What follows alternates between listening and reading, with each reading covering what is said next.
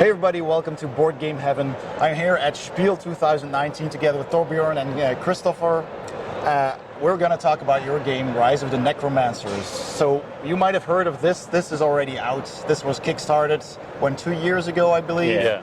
And this year you had a successful Kickstarter for the expansion, Dawn and Demons. So that adds more stuff to the game. So let's talk about Rise of the Necromancers in short first. Yeah, well, this is a game where you're an evil necromancer, and the goal of the game is to get 13 Dominion counters out on the board, which will make you the Necromancer King. Yes. And to become the Necromancer King, to get the Dominion counters, you need to create items, you need to learn spells, you summon minions, undead minions, and you conquer cities and go into dungeons to reach this goal. Yeah.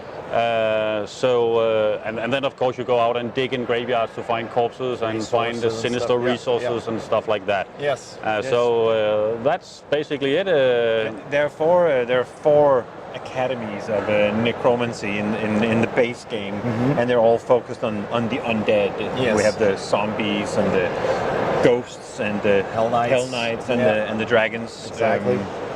So it has area control, it has resource management, and a little bit of engine building because you're getting your spells and you're getting more powerful.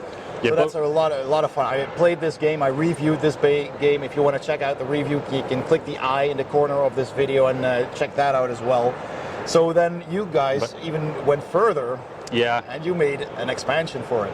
Well, I need to say that the important thing for us, because as you say, resource management and area control, stuff like that, but the important thing for us was the flavor, this undead flavor, that it's not like building a farm or building a town or something like that, that you get to be the evil necromancer who does the evil stuff. Very strong. So the theme is very, very strong, and we put a lot of effort into that, and all the illustrations are fantastic. Fantastic, yeah. Absolutely. So and yes, then we went further with the Dawn and Demons, and in the expansion we add a new aspect to the game where you can summon demons now, and it's more or less all about demons in the expansion.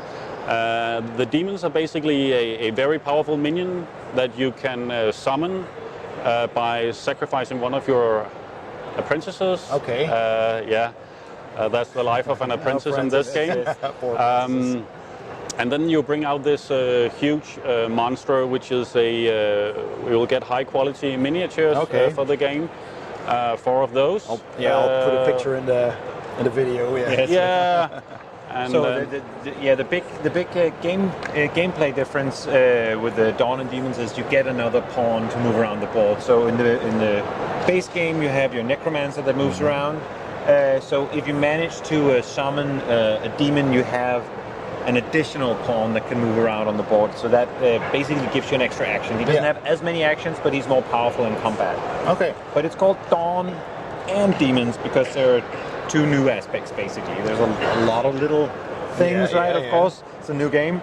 The Dawn is because you can also play co-op or a solo player, and that's against the forces of light. So we have the demons on one side and the forces of light calling upon the Dawn on the other side. And you have the Archbishop who's trying to get rid of all the Necromancers, and then the Necromancers, they're clues. We have the 4 academies that are already in the base game, but they're now clues about the lost arts of demonology. It has been lost, and one of the Necromancers, or several of them, might recover some of that lost art and be able to summon a demon from the other side. And if one of the Necromancers become powerful enough in this new or lost art of demonology, they might even be able to recover the academy, the lost academy as well. So just like there are 4 academies in the base game, there is this 5th lost academy that might show up if you play your cards right. Play your cards right and find out the clues. Okay.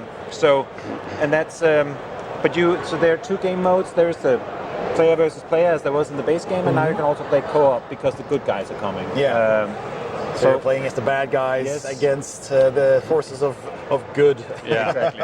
And it's extremely important in the co-op mode that you summon these demons, because they postpone the coming of the dawn. There's 2 different clocks that are ticking towards the dawns. And you need to Do something evil. do something evil to stop them. Necromancers do. To stop them.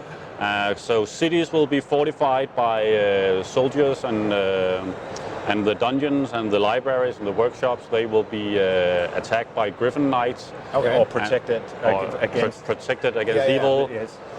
So you need to go and slay those, and they will give you additional corpses if you kill them. So that's great. That's so it's not just bad. Yeah. It's always good to kill someone if you can take their corpse. I mean, but they block the game board. Some of the spaces are really difficult to get to because of the soldiers and the griffin knights. Cool. So that's a new dynamic. We really like the way it turned out, and then we have the Archbishop coming in, which is also a miniature that we got a stretch goal on Kickstarter. Exactly. So we'll get that Archbishop mini. And you should worry about the Archbishop. The moment he shows up, he begins turning all the undead in all the lands. All right. So when he shows up, you need to go ahead and get him. Yes. Yeah. Because every turn you'll have to roll for each minion to see if he turns the undead. That's why he's posing like this. Right. Okay. So where can people get this when it's out? Well, they can get them on our website, and we also have them out in several stores, but right now mostly in Scandinavia. But we will post online where you can buy them in the stores, and then we will always have it on starlosergames.dk or .com. Okay. You will be able to see where you can buy the games, and we will have a web shop that's worldwide. Okay. Almost worldwide, yes. All right, so go and check that out. I'll put a link in the description below this video as well. So thank you very much, guys, for your... One more thing, customer support information. If you're not in Europe and in the US, it's a good idea to put a pre-order out now, so that we can send it to you cheaper. Otherwise, it has to be shipped to Europe and then back to, let's say, Australia. That's not. All right, so be sure to check that out. Yes. Again, thanks a lot, guys, for your overview of your game and your new upcoming expansion. And you, thanks for watching. I hope you enjoyed this video. If you did, please give it a thumbs up and don't forget to subscribe and hit that bell icon for getting notifications whenever I upload a new video. And I'll see you next time on Board Game Heaven.